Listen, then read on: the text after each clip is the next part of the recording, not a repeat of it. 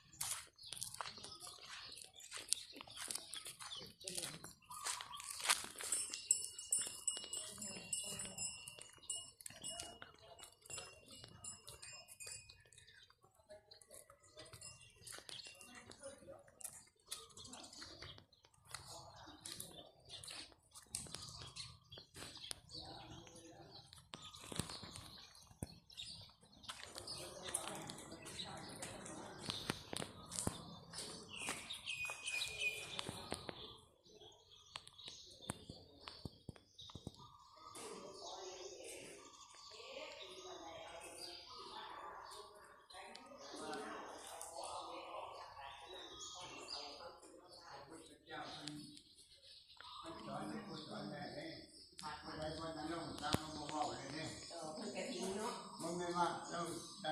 เราไปที่ว่าไป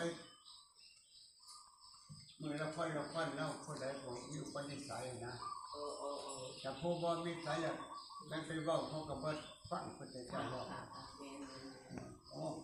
ปลาไม่หลาย